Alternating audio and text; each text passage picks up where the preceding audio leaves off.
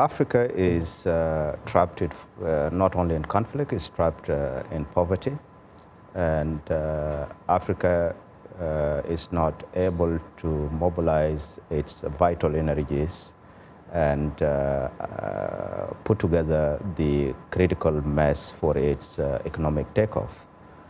What could be the reason? The reason is simple. The answer is simple. It's bad leadership.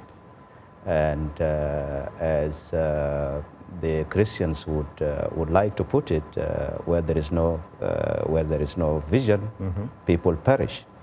And exactly this is what we see in Africa. So what happened to the Kwame Nkrumahs of Africa? Nkrumah had a vision, a very clear vision.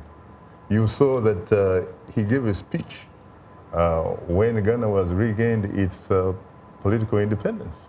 He said the independence of Ghana would be meaningless unless it was linked with the total liberation of Africa. And he did not simply talk the talk, Majak. He actually provided the tools so that, in fact, he walked the talk so that Africa could walk the walk, to the extent that 1994, South Africa became politically independent and the end of apartheid. For majority of us as young Africans who came to tread the path of our great forefathers like Kwame Nkrumah, the vision was set. All the milestones for the future were visible. They could not be missed. But take it back a little bit. Nkrumah, Patrice Lumumba, and people of his generation. Mwalimu Nyerere, perhaps, of and, Tanzania. And Mwalimu Nyerere, of Kenneth course. Kaunda. So many of them. Sekou Toure. So many of them. Gamara Abdel. Yeah. They emerged from the heat of the African liberation. They were made by the circumstances of liberation to purge Africa of colonialism.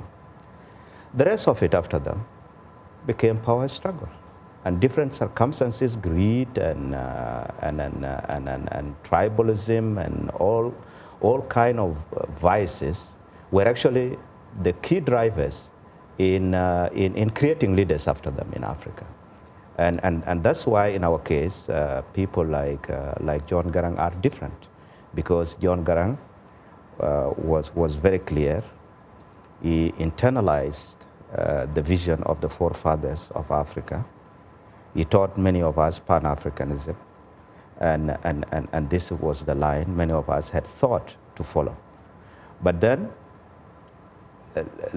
leader matters at the end of the day. If you are badly led, the crowd would definitely go for a collective suicide, and this is what's happening in most of the African countries.